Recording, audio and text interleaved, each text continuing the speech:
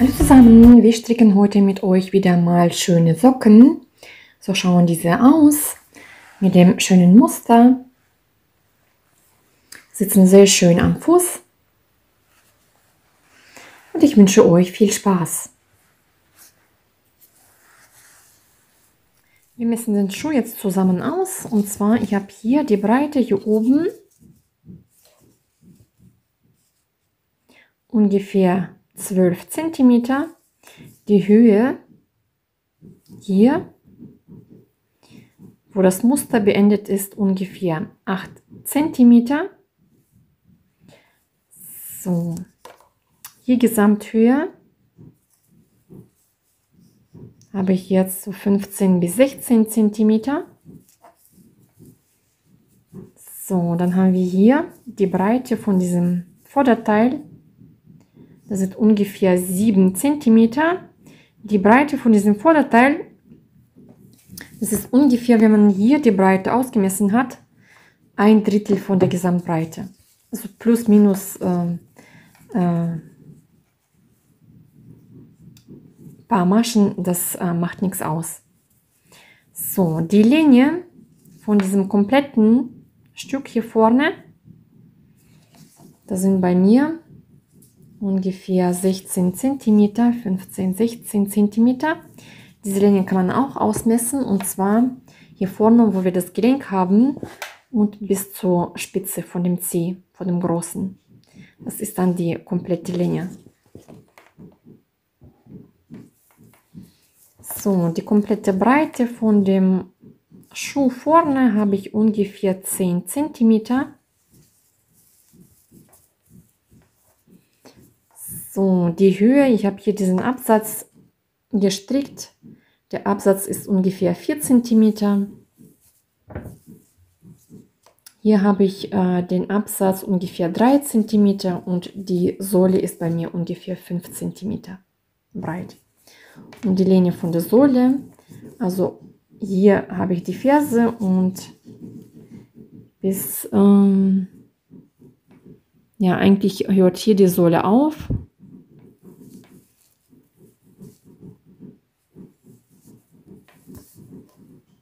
Also hier ungefähr, das sind ungefähr 22 cm.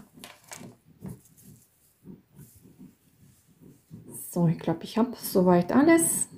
Genau, und dann fangen wir mit dem Stricken an. Wir schlagen jetzt die Maschen für den Hausschuh an. Und zwar für die Größe 37 schlage ich 47 Maschen an. Die Maschenanzahl ist teilbar durch 4 plus 3 Maschen. Das heißt, 44 ist teilbar durch 4 plus 3 Maschen, haben wir 47 Maschen. Für 38 auch 47, für 39 51, dann 55 bis 59 Maschen. Ich habe das an meine Art angepasst. Ist eher für einen schmalen Fuß. Also ich habe jetzt bei 47 Maschen die Breite hier oben, das sind ungefähr 11 cm. Man kann natürlich die Breite anpassen. Mehr oder weniger Maschen stricken. So. Also wir schlagen jetzt die Maschen an. Auf die Weise, die ihr gewohnt seid. Einfach die Maschen anschlagen. Also ich schlage jetzt 47 Maschen an. Für die kleinere Größe 37, 38.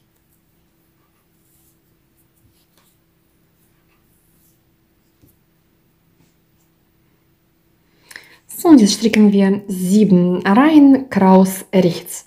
Also die Randmasche hebe ich ab und stricke ich alle Maschen rechts.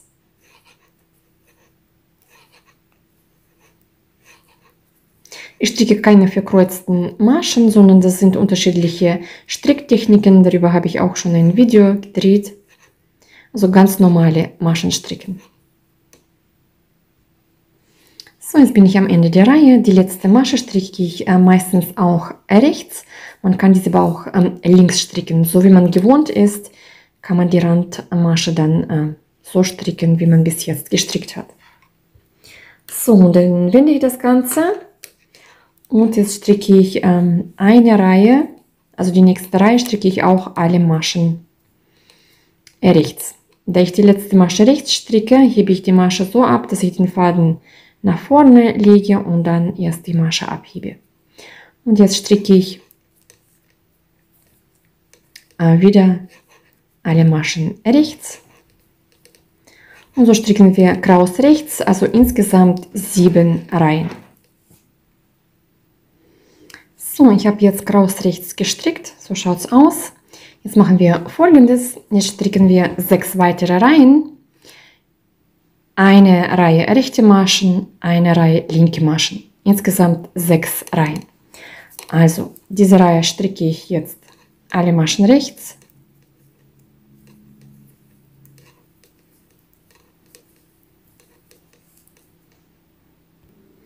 So, jetzt habe ich die Arbeit gewendet und jetzt stricke ich die zweite Reihe als linke Maschen.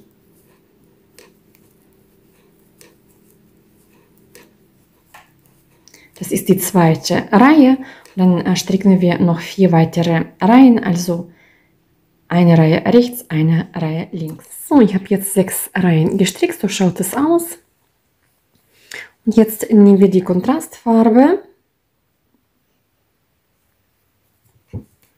So, und jetzt stricken wir das Muster. Also die erste Masche stricke ich auch also mit der Farbe als eine rechte Masche. So, jetzt stricke ich 2 Maschen rechts.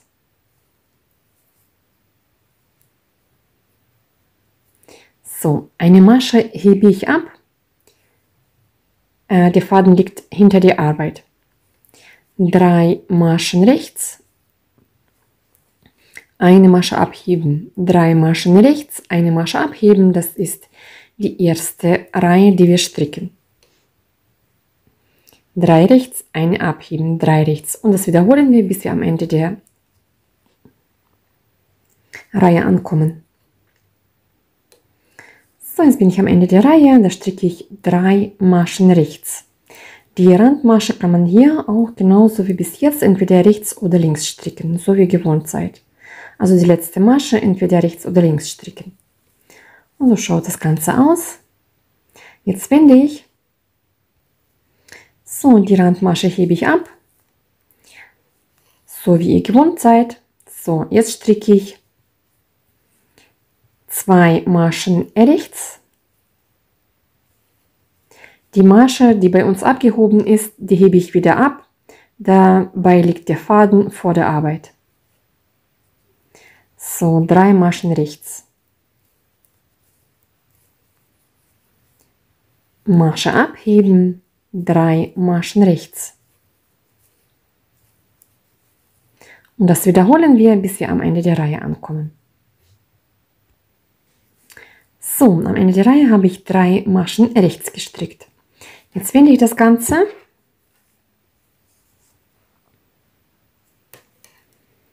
So, jetzt stricken wir die dritte Reihe, Musterreihe. Dafür nehme ich die weiße Farbe. So, die Randmasche hebe ich ab und die stricke ich mit der weißen Farbe rechts.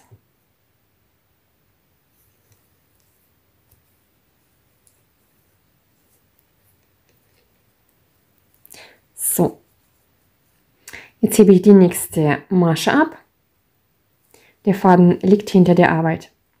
Jetzt stricke ich 3 Maschen rechts. Die weiße Masche ist dann bei uns mittig. Also 1, 2, 3. Eine Masche abheben. 3 Maschen rechts. 1, 2, 3. Die weiße Masche liegt bei uns in der Mitte. Eine Masche abheben. Und das wiederholen wir 3 Maschen rechts, eine abheben. So schaut es aus. So, jetzt bin ich am Ende der Reihe. 3 Maschen rechts, eine Masche abheben und die letzte Masche stricke ich auch rechts. So, jetzt wende ich. Und jetzt stricke ich die vierte Musterreihe. Die Randmasche hebe ich ab und jetzt stricke ich alle Maschen links. Auch die Masche, die wir abgehoben haben, stricke ich links und weitere Maschen stricke ich auch links. Also immer wenn wir die weiße Farbe stricken in der zweiten Reihe, stricken wir alle Maschen links. Mit der grauen Farbe stricken wir dann die zweite Reihe, die Rückreihe, Maschen rechts. Und so stricke ich alle Maschen links. So, jetzt stricken wir mit euch die 5. Reihe. Wir wiederholen das Muster nur versetzt. Also ich nehme jetzt die dunkle Farbe. Die erste Randmasche stricke ich rechts.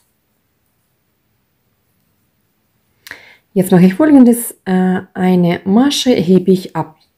Jetzt stricke ich 3 Maschen rechts.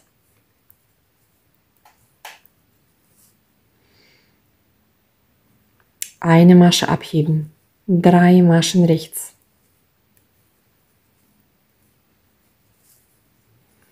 Diese weiße Masche hier, die ist dann hier mittig. Eine Masche abheben, 3 Maschen rechts. Und so stricken wir, bis wir am Ende der Reihe ankommen. So stricken wir die Rückreihe, die 6. Reihe, genauso wie die 2. Reihe. Und da machen wir Folgendes: Die Randmasche hebe ich ab, die Masche, die wir abgehoben haben, hebe ich ab und dann stricke ich 3 Maschen rechts. Also die nächste abheben, 3 Maschen rechts stricken. Und so stricken wir, bis wir am Ende der Reihe ankommen. So schaut es aus. Jetzt stricken wir die 7. Reihe.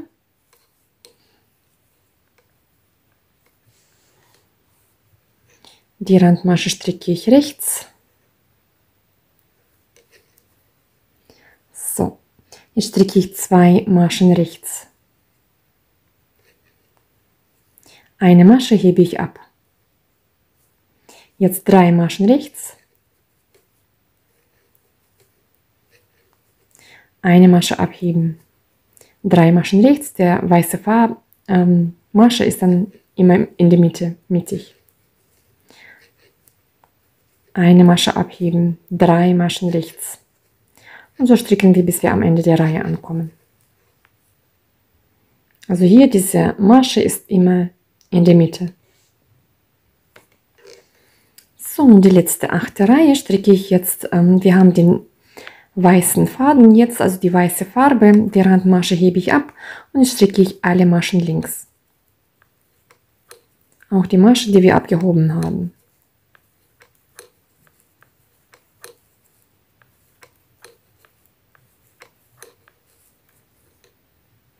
Und so stricken wir dann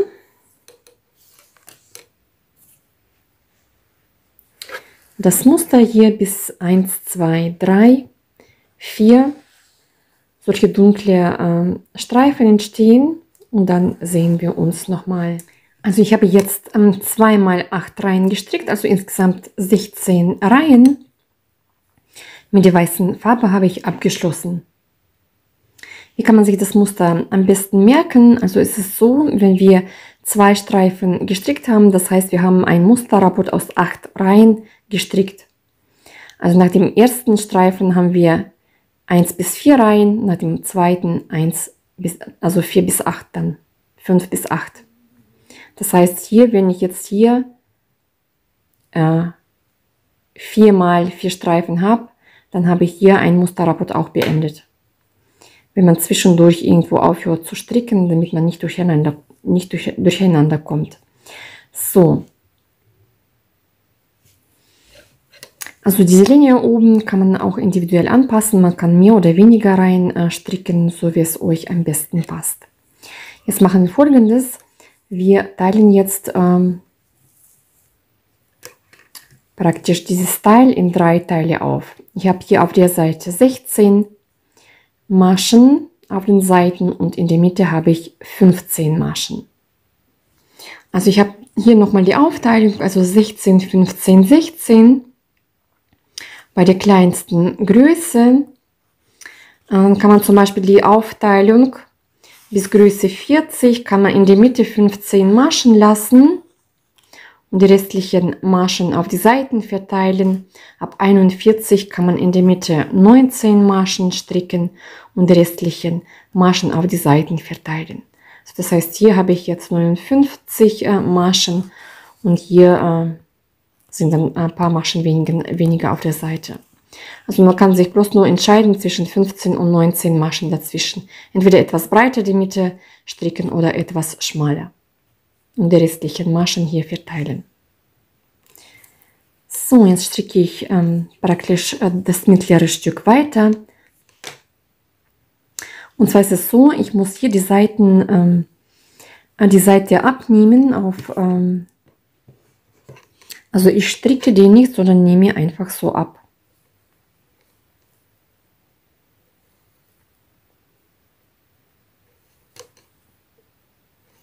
Also auf die rechte Nadel nehme ich alle Maschen bis zur ersten Markierung ab. Also ich schneide hier die Fädchen auf der Seite ab.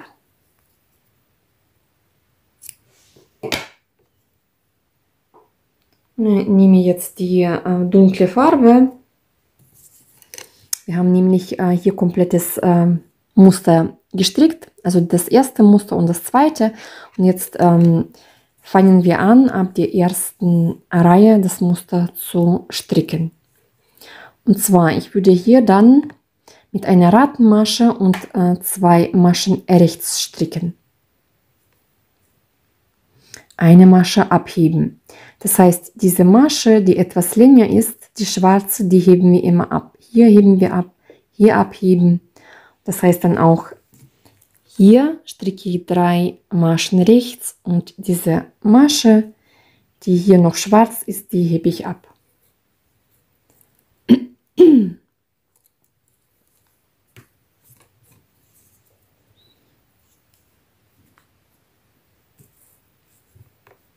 Also ich nehme jetzt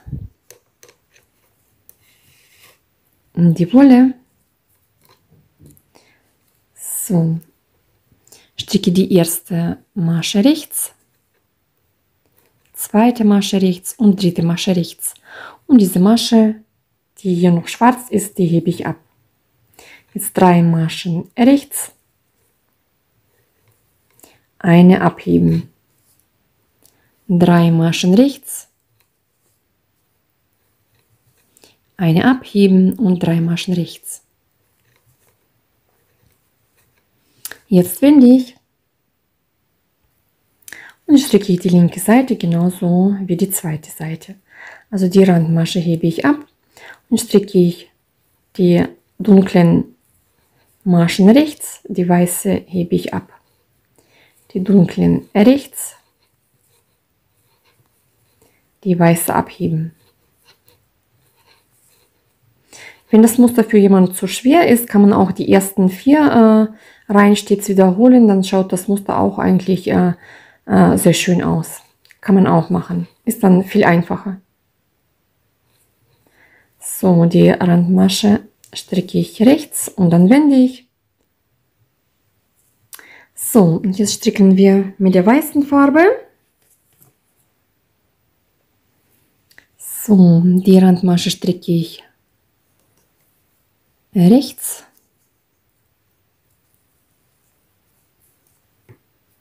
Jetzt hebe ich eine Masche ab und 3 Maschen rechts.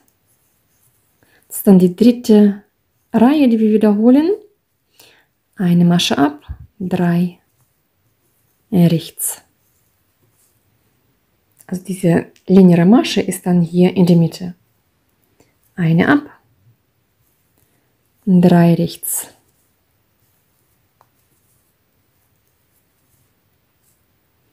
Eine Masche ab und die letzte Masche stricke ich rechts. So, die 4. Reihe stricken wir alle Maschen links und dann wiederholen wir das Muster ab der 5. Reihe. Eine Randmasche, eine Masche ab, 3 rechts. Und dann die 6.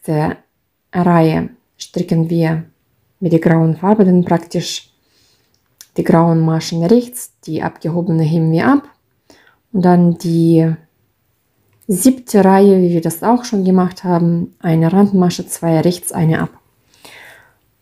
Und auf diese Weise stricken wir dann dieses Vorderteil weiter. Ich habe dann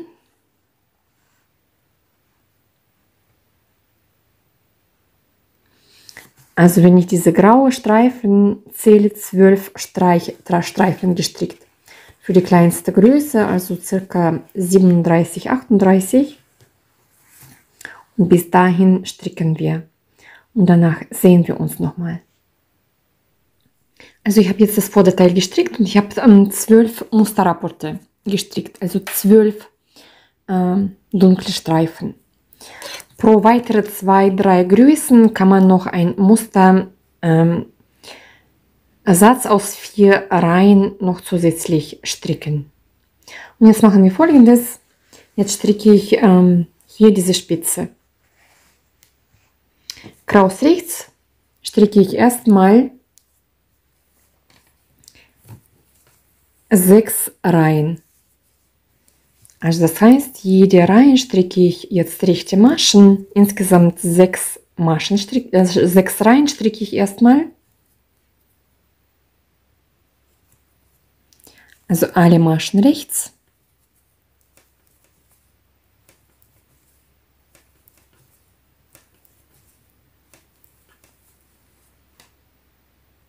So, jetzt wende ich und stricke die linke Seite auch alle Maschen rechts.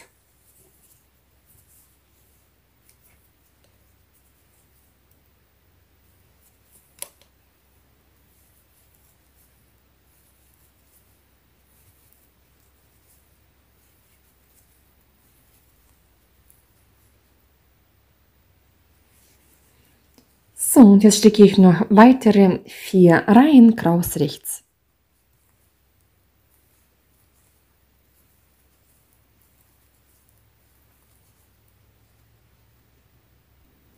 Und 6 Reihen haben wir gestrickt, das sind 3 Rippen entstanden und jetzt stricke ich die Maschenabnahme. Die Randmasche hebe ich ab und stricke ich 2 Maschen rechts zusammen. Weitere Maschen stricke ich rechts.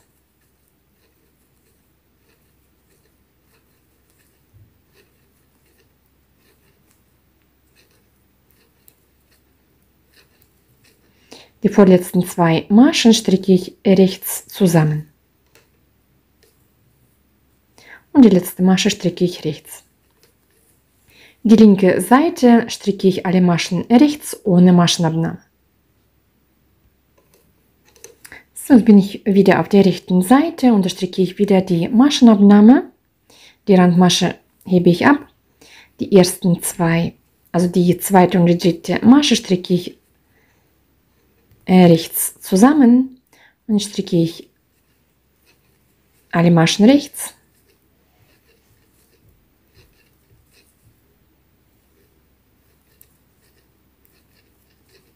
Die vorletzten 2 Maschen, also 3 Maschen habe ich jetzt noch, die stricke ich rechts zusammen und die letzte Randmasche stricke ich rechts.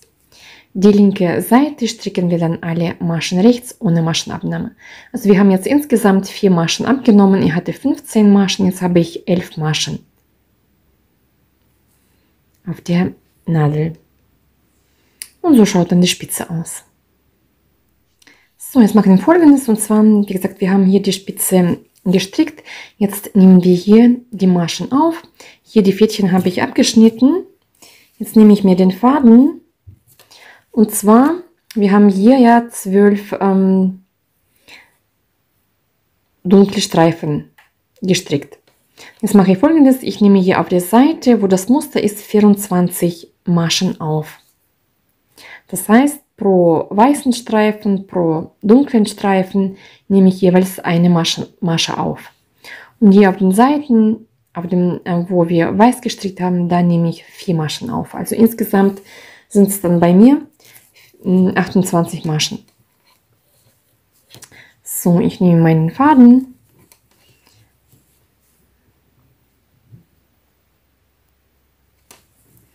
So, und zwar hier ist die erste weiße Reihe. Da stiche ich ein und nehme mir eine Masche auf.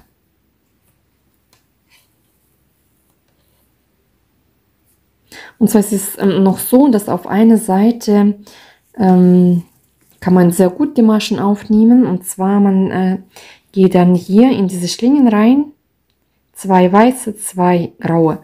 Und auf der anderen Seite ist das nicht zu sehen, weil wir die Maschen da, die Randmasche praktisch gestrickt haben.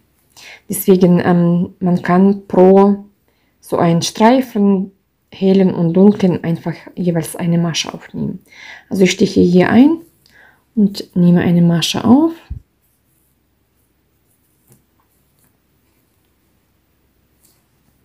Dann hier, wo die dunkle Reihe ist, nehme ich mir eine Masche auf.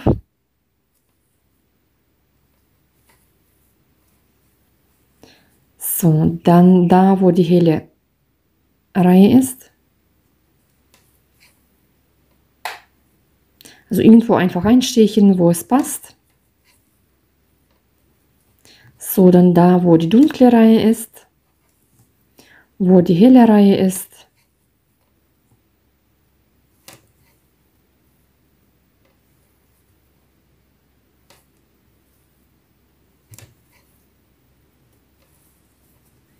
Wo die dunkle und so weiter. Und so nehme ich, wie gesagt, auf der Seite nehme ich dann 24 Maschen plus 4 Maschen hier am Rand, 28 Maschen zusammen. Also ich habe jetzt alle Maschen aufgenommen, die Maschen von der Spitze habe ich durchgestrickt. Auf der anderen Seite habe ich auch 28 Maschen aufgenommen und die Maschen habe ich durchgestrickt. So haben wir jetzt die Maschen komplett drauf und jetzt stricke ich die Rückreihe, alle Maschen rechts. So, die Rückreihe habe ich alle Maschen rechts gestrickt. Jetzt mache ich Folgendes: Jetzt stricke ich 2 Reihen in der dunklen Farbe, damit der Streifen entsteht, und anschließend stricke ich 4 Reihen mit der weißen Farbe, damit 2 Rippen entstehen. Und danach sehen wir uns und stricken diesen Absatz zusammen. Also wir haben jetzt mit euch 2 Reihen in der dunklen Farbe gestrickt und 4 Reihen in der hellen Farbe. Und jetzt fangen wir mit der Ferse an. Und zwar wir stricken hier verkürzte Reihen.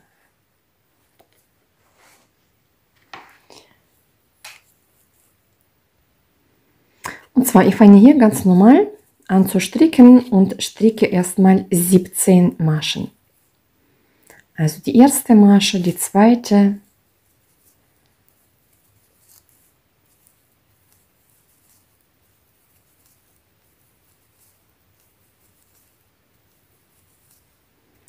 noch weitere 7 Maschen.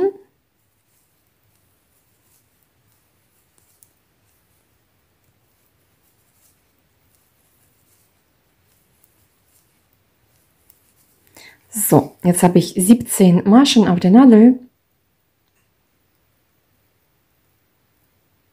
So, genau. Jetzt stricken wir die Wendereihe.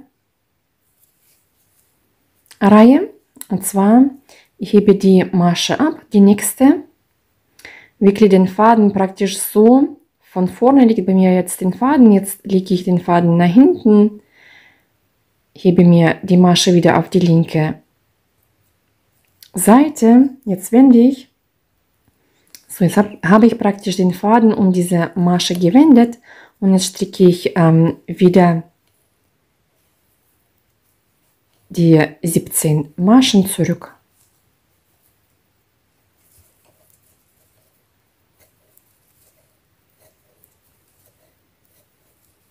Bis ich am Ende der Reihe ankomme.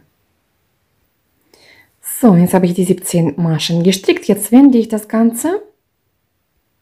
Jetzt wiederholen wir die Wendereihe. Und zwar jetzt stricke ich statt 17 20 Maschen. Das heißt, 3 Maschen rechne ich jetzt dazu.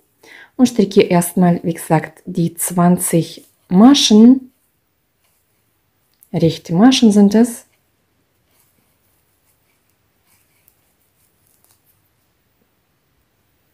So, und 20 Maschen habe ich jetzt gestrickt. Jetzt mache ich das gleiche. Ich lege den Faden vor der Arbeit, hebe diese Masche ab, lege den Faden nach hinten, die Masche wieder auf die linke Nadel und jetzt wende ich.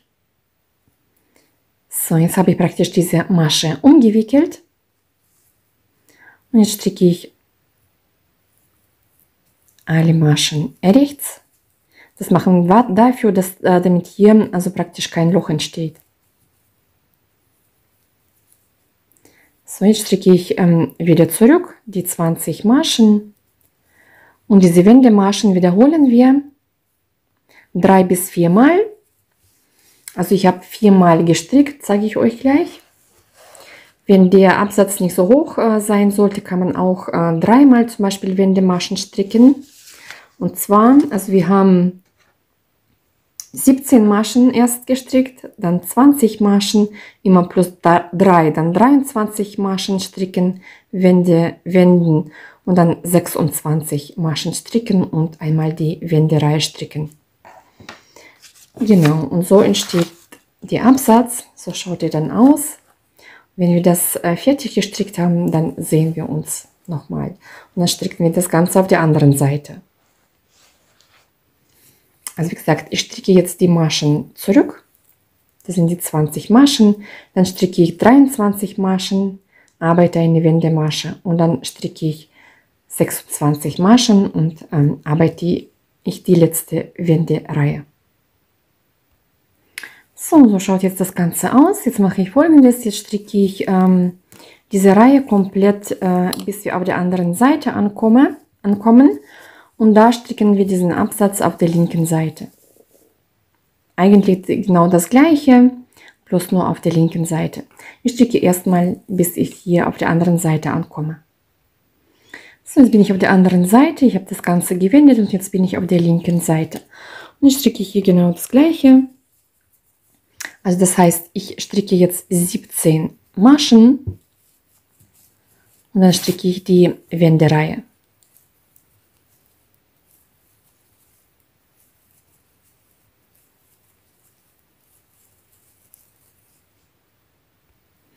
Also 17 Maschen habe ich jetzt.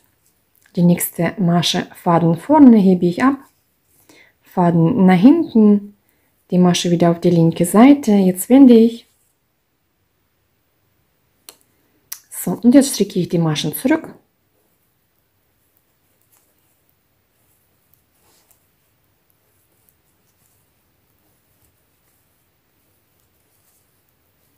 So, also die ganzen Maschen stricke ich zurück, dann stricke ich 20 Maschen, dann 23 und 26. Genau auf die gleiche Weise. Also ich habe jetzt die Ferse auf beiden Seiten jetzt fertig. Wir haben hier praktisch 6 Rippen. Genau. Jetzt mache ich Folgendes. Jetzt stricke ich jetzt komplett hier die ganze Linie, noch 4 weitere Reihen kraus rechts. Und dass noch 2 weitere Rippchen entstehen. Also ich stricke jetzt komplett hier die ganze Linie. Wie gesagt, nochmal 4 Reihen. Also ich habe jetzt 2 Reihen gestrickt und ich meine 4 Reihen gestrickt, wie ich gesagt habe, und dann habe ich zusätzlich noch 2 Reihen dazu gestrickt. Das heißt, ich stricke jetzt erstmal noch 2 zusätzliche Reihen. Das sind diese 3 Rippen dann. Genau, und dann stricken wir zusammen auch die Sohle. Und zwar ist es allgemein auch so, dass man hier mit diesen Reihen auch die Breite von dem Schuh anpassen kann. Ich würde dann also ich habe jetzt hier ca. 37, 38 Größe, pro weiteren 2 Größen jeweils 2 Reihen noch zusätzlich stricken. Also zu diesen 6 Reihen, was ich jetzt gestrickt habe, insgesamt noch pro weitere 2 Größen 2 Reihen stricken. Zum Beispiel für 39, 40 würde ich dann noch zusätzlich 2 Reihen stricken. 41, 42, 2 Reihen zusätzlich. 43, 44 und so weiter.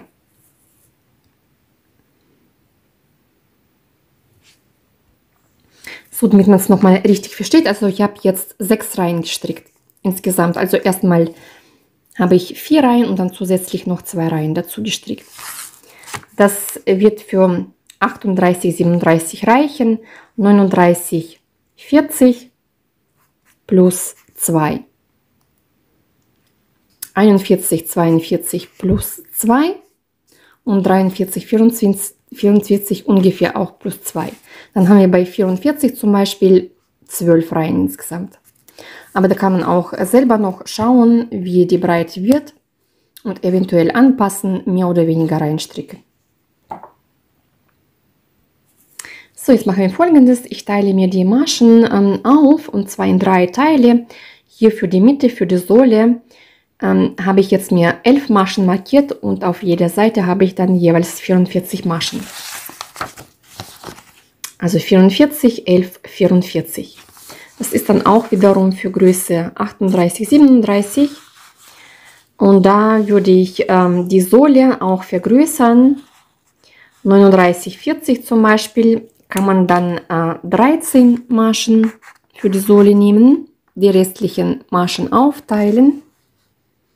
41, 42 kann man ungefähr 15 Maschen nehmen und hier kann man zum Beispiel 17 Maschen nehmen. Das ist dann, wie gesagt, für diese Sohle. Man kann aber auch mehr oder weniger Maschen für die Sohle aufteilen, je nachdem, wie es am besten passt, breiter oder schmaler stricken. So, ich fange jetzt hier an und stricke die rechten Maschen, bis ich bei der Markierung bin. So, einfach ganz normal. Die Randmasche hebe ich ab und dann stricke ich alle Maschen rechts, bis wir an der Markierung ankommen.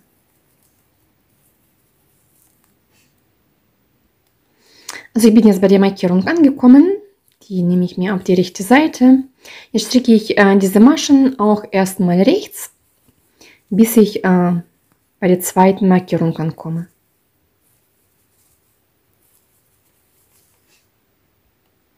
So, ich bin jetzt bei der zweiten Markierung. Das ist die 11. Masche. Die hebe ich erstmal kurz ab und nehme die Markierung weg. So, jetzt mache ich so, dass ich die 11. und die 12. Maschen rechts so von hinten zusammen stricke. So, jetzt wende ich das Ganze.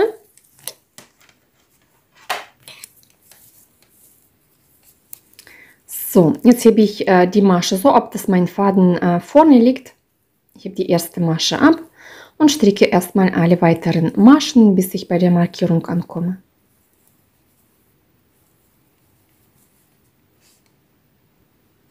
So, jetzt habe ich hier auf der Seite auch die 11. Masche. Hebe ich kurz ab, nehme die Markierung weg und stricke hier auch 2 Maschen rechts zusammen. Das ist die 11. und die 12. Maschen. Stricke ich rechts zusammen. Jetzt wende ich das Ganze.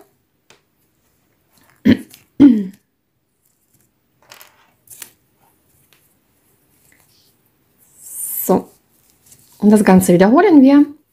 Die Randmasche hebe ich ab, Faden vor der Arbeit. Jetzt stricke ich alle Maschen rechts, also 10 Maschen rechts.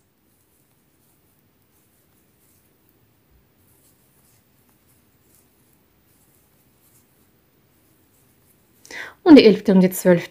Maschen stricken wir rechts zusammen. So, und jetzt wende ich wieder und stricke wieder genau gleich. Die Randmasche hebe ich ab.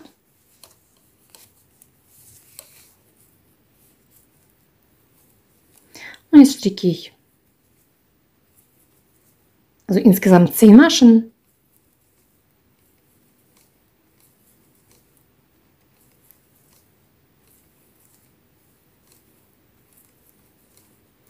Die 11. und die 12. stricke ich rechts zusammen. So, und das Ganze wiederholen wir dann, bis wir verstricken diese ganzen Randmaschen, bis bei mir auf der Seite dann 5 Maschen übrig bleiben. Und zwar, ich habe gesagt, ich habe für die Mitte hier 11 Maschen. Deswegen stricke ich hier bis auf der Seite 5 Maschen übrig bleiben. Hier 6, hier 7 und hier 8 Maschen. So, und das schaut dann so aus. Also hier verstricken wir zusammen, so schaut dann die Sohle aus. Und dann sehen wir uns hier auf der Seite und dann stricken wir diese Spitze bei der Sohle, bei der Ferse. So, ich habe jetzt soweit gestrickt, so schaut es bei mir aus. So, jetzt habe ich auf den Nadeln 5 Maschen auf den Seiten und 11 Maschen in der Mitte. Und jetzt stricken wir mit euch zusammen diese Abrundung für die Ferse. Und zwar jetzt bin ich immer noch hier in der Mitte. Also diese 11 Maschen. Und zwar wir machen Folgendes. Bei der Ferse stricke ich am Ende der Reihe, das ist bei uns die 11. Masche, diese 2 Maschen stricke ich immer rechts zusammen. Das mache ich in jeder Reihe, bis hier alle Maschen dann abgenommen sind. So, oder fast alle Maschen. Also die Randmasche hebe ich ab und dann stricke ich alle Maschen rechts.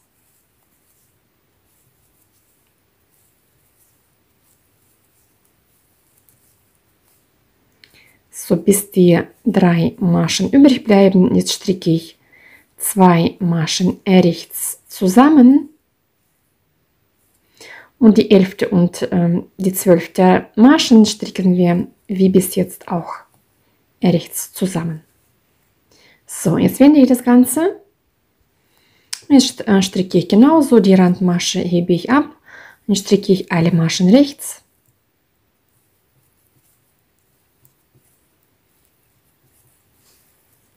So, da habe ich noch hier 2 Maschen. Die 9. und die 10. praktisch stricke ich rechts zusammen, stricke ich am besten so. Das ist dann immer noch die 11. und die 12. Maschen, die stricke ich auch rechts zusammen wie bis jetzt. Wir haben hier in der Mitte natürlich jetzt schon weniger Maschen.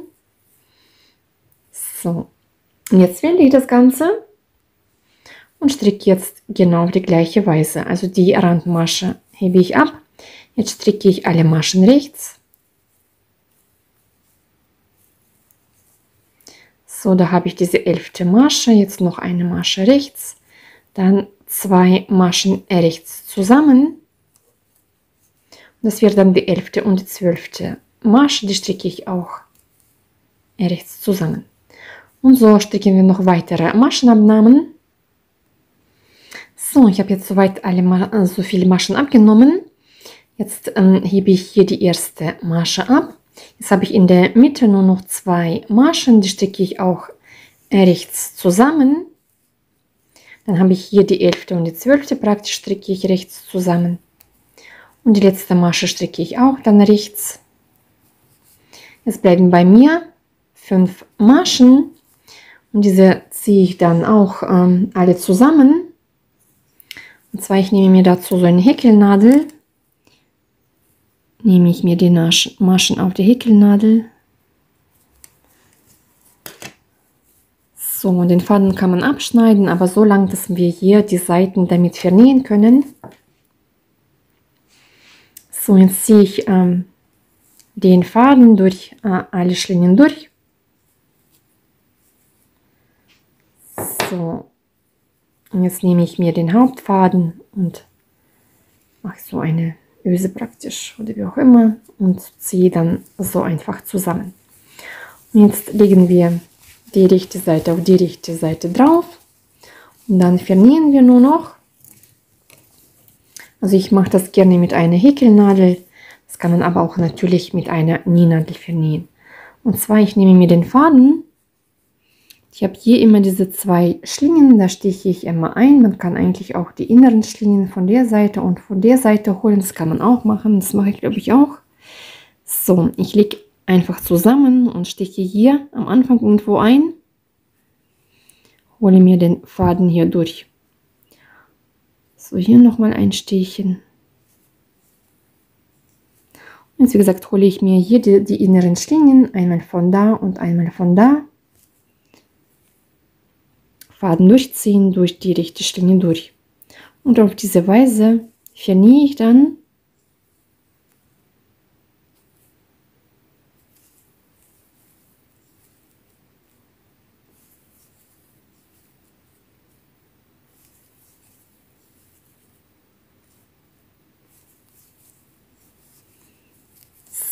so schaut es auf der rechten Seite aus, auf der linken, und so schaut es dann auf der rechten Seite aus.